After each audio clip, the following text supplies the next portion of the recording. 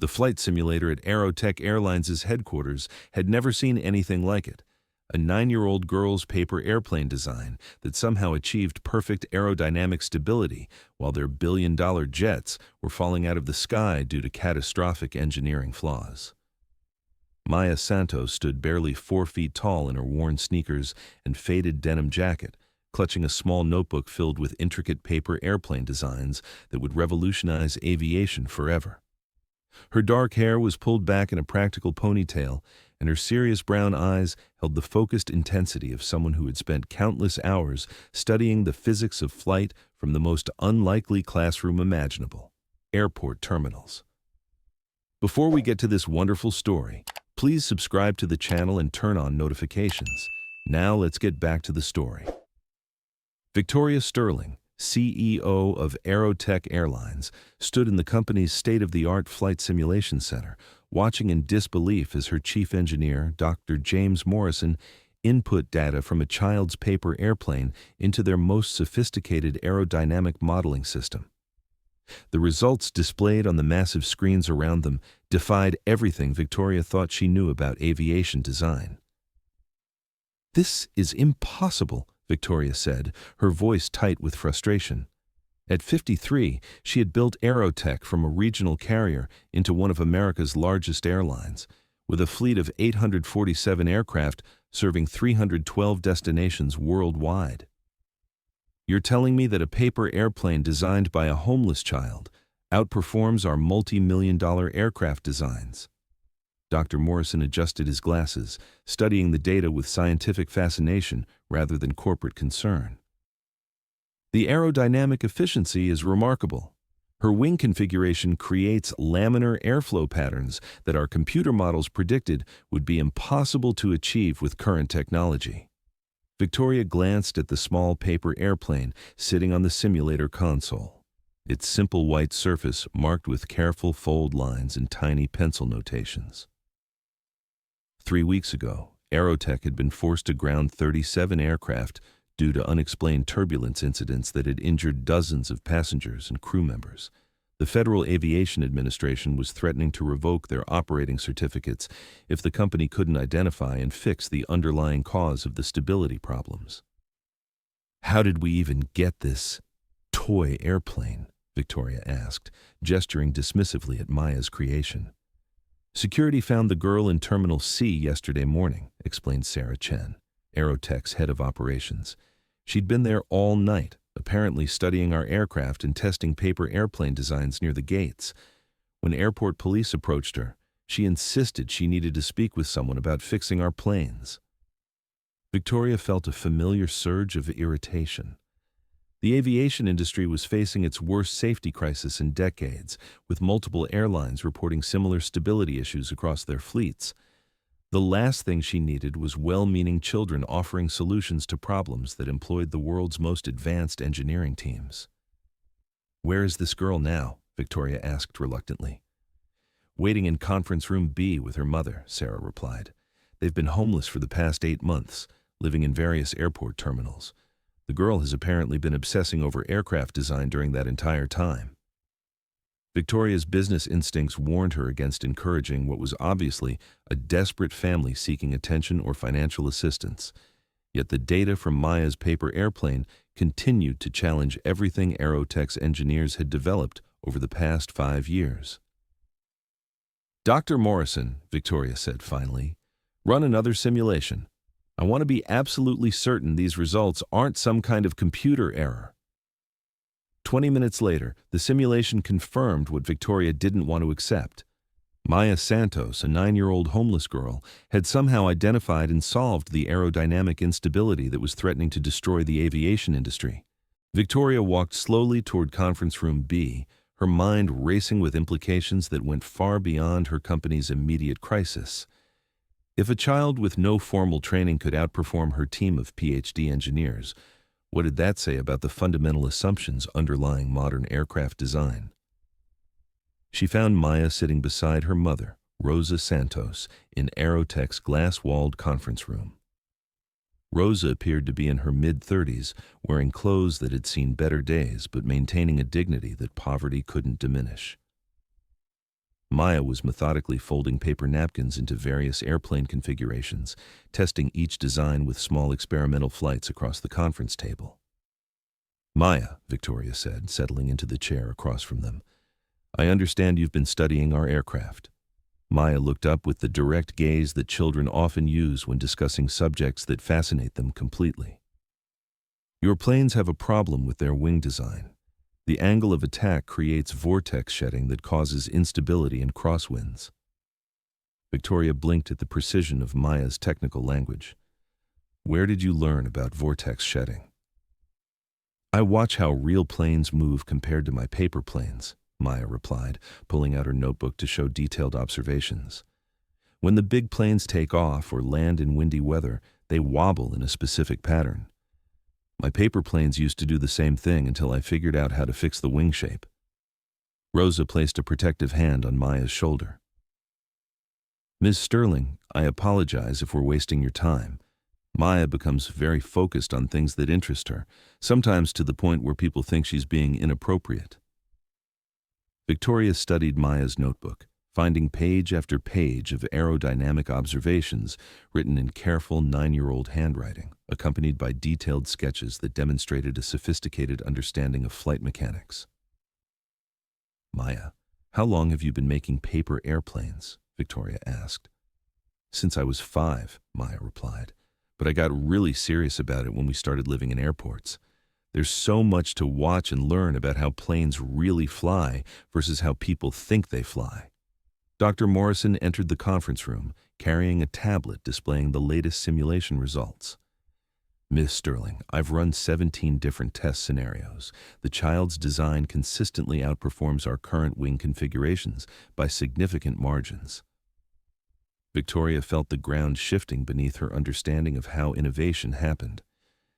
"Maya, would you be willing to show us how you developed this design?" Maya's face lit up with enthusiasm. "Really? Nobody ever wants to see my airplane work. Mom says people think it's just playing, but I'm doing real experiments." Over the next hour, Maya guided Victoria and Dr. Morrison through her methodology, which proved to be more rigorous than many professional engineering projects.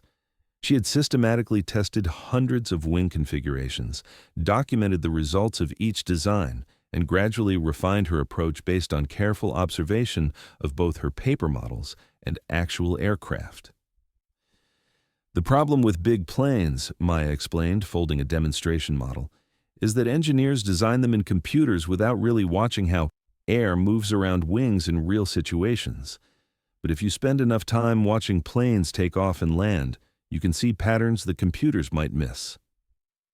Victoria watched Maya's small fingers work with practiced precision, creating fold patterns that generated remarkably stable flight characteristics.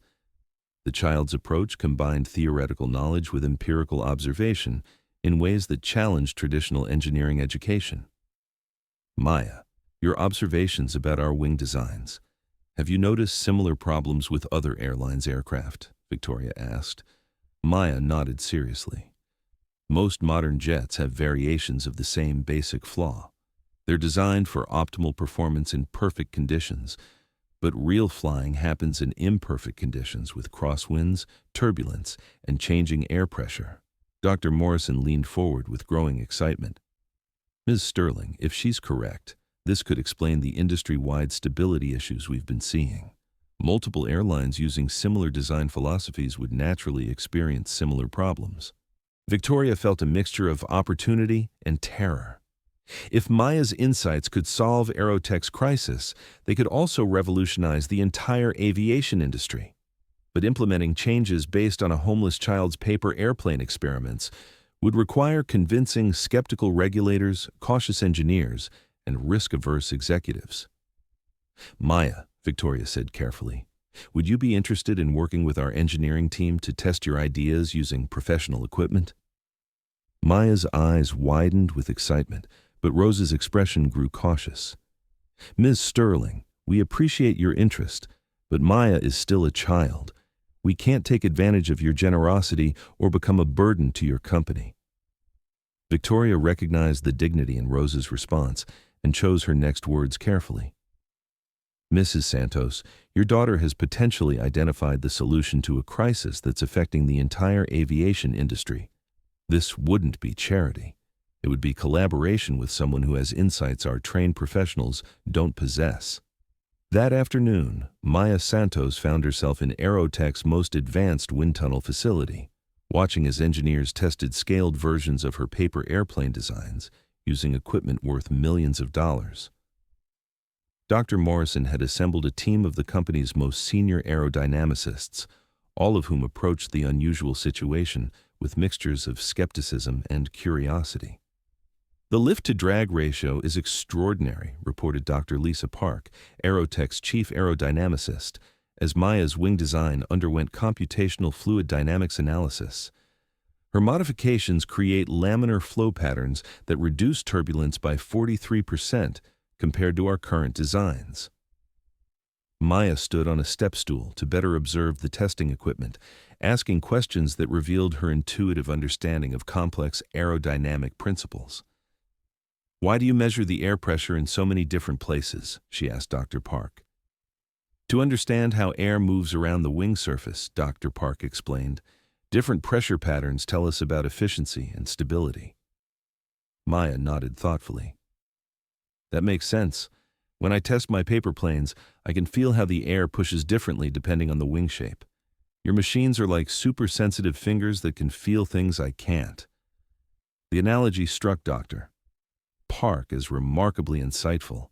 Maya was describing sophisticated engineering concepts in terms that made their practical applications immediately clear. Over the following week, AeroTech's engineering team worked closely with Maya to translate her paper airplane innovations into modifications that could be applied to full-scale aircraft. The process required bridging the gap between Maya's intuitive understanding and the regulatory requirements that governed commercial aviation. The challenge, Dr. Morrison explained to Victoria during their daily briefings, is that Maya's approach doesn't follow traditional engineering protocols. She makes intuitive leaps that bypass conventional analysis, but her results are consistently superior to our methodical approaches. Victoria nodded, recognizing a broader challenge to the way her industry approached innovation. Can we implement her modifications without compromising safety certification requirements? We're developing hybrid designs that incorporate her insights while maintaining compliance with existing regulations, Dr. Morrison replied.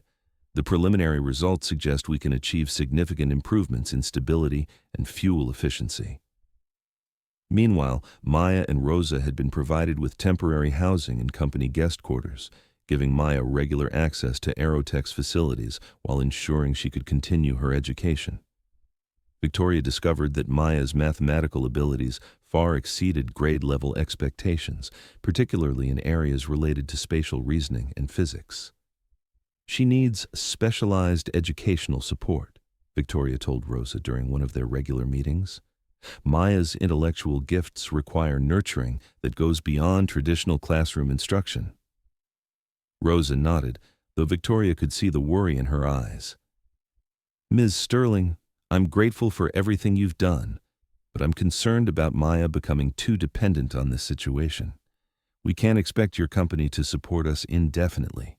Victoria had been anticipating this conversation and had spent considerable time developing a response that would address Rosa's concerns while ensuring Maya's continued development. "Mrs. Santos, I'd like to propose something more permanent. AeroTech is establishing a research division focused on innovative aerodynamic design. Maya would serve as a consultant while pursuing accelerated education in engineering and physics."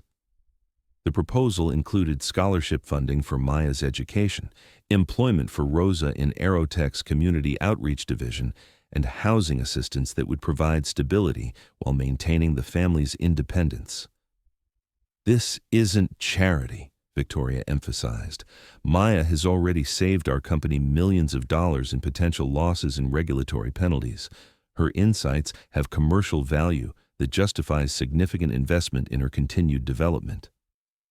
6 weeks after Maya's paper airplane first entered AeroTech's flight simulator, the Federal Aviation Administration approved the company's modified wing design for testing on commercial aircraft. The modifications, based directly on Maya's innovations, promised to eliminate the stability issues that had been plaguing the aviation industry. Victoria stood in the observation deck of AeroTech's test facility, watching as the first aircraft equipped with Maya's wing modifications completed its maiden flight. Beside her, Maya pressed her face against the glass, studying the aircraft's performance with the same intensity she had once applied to paper airplanes in airport terminals. "It's flying exactly like my paper model predicted," Maya said with satisfaction. "The crosswind stability is perfect." Dr. Morrison joined them, carrying data from the test flight's telemetry systems. "All performance parameters exceed our projections. Fuel efficiency is up 12%, stability margins have improved by 38%, and passenger comfort ratings are the highest we've ever recorded." Victoria felt a profound shift in her understanding of where innovation actually originated. For decades, she had assumed that breakthrough discoveries required expensive laboratories, advanced degrees, and sophisticated computer modeling. Maya had proven that the most revolutionary insights could come from careful observation, intuitive thinking, and the willingness to question fundamental assumptions. "Maya," Victoria said, "what would you like to work on next?" Maya's eyes lit up with possibilities. I've been thinking about helicopter designs. They have really interesting problems with rotor blade efficiency that I think I could help solve." Victoria smiled, recognizing that Maya's curiosity was unlimited and her potential impact on aviation was just beginning. The girl who had once folded paper napkins in airport terminals was now designing the future of flight, proving that genius often appears in the most unexpected places, in the most unlikely circumstances. 3 months later, AeroTech announced the industry's most significant safety improvement in decades. The Maya Santos wing design, as it became officially known, was being adopted by airlines worldwide to address the stability crisis that had threatened the entire aviation industry. Maya, now 10 years old and enrolled in an accelerated aerospace engineering program, had become the youngest person ever to hold patents in aerodynamic design. Her story inspired a new generation of young innovators who understood that age and credentials were less important than curiosity and careful observation. Rosa Santos had found purpose as AeroTech's Director of Youth Outreach, developing programs to identify and nurture exceptional young minds who might otherwise be overlooked by traditional educational systems. The family's experience of homelessness had taught them that extraordinary potential could be found in the most challenging circumstances. Victoria Sterling had built her aviation empire by following industry conventions and established practices.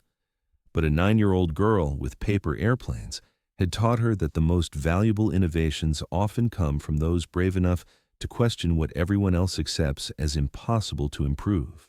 The flight simulator at AeroTech Airlines' headquarters had seen thousands of aircraft designs tested over the years, but none had been as revolutionary as the paper airplane that changed everything. Maya's simple folded paper had carried more than aerodynamic improvements. It had transported the entire aviation industry toward a future where innovation was measured not by the sophistication of its origins, but by the elegance of its solutions. Years later, when aviation historians studied the breakthrough that revolutionized flight safety, they would trace it back to a homeless girl who spent her days in airport terminals, watching real planes fly and wondering why her paper versions performed better than the multi-million-dollar aircraft they were supposed to imitate. Maya Santos had proven that the most extraordinary discoveries often begin with the simplest question: what if there's a better way? The girl who had once lived in airports while perfecting paper airplane designs had grown into an aerospace engineer whose innovations shaped the future of human flight. Her story became a reminder that genius doesn't always announce itself with credentials and fanfare. Sometimes it arrives quietly, carried by small hands that fold paper with the precision of someone who has learned to see the world not as it is, but as it could be, one perfect flight at a time. Thank you very much for listening. Please let us know what you think of this story in the comments. Don't forget to like the video and subscribe to the channel. Turn on notifications so you don't miss any other videos.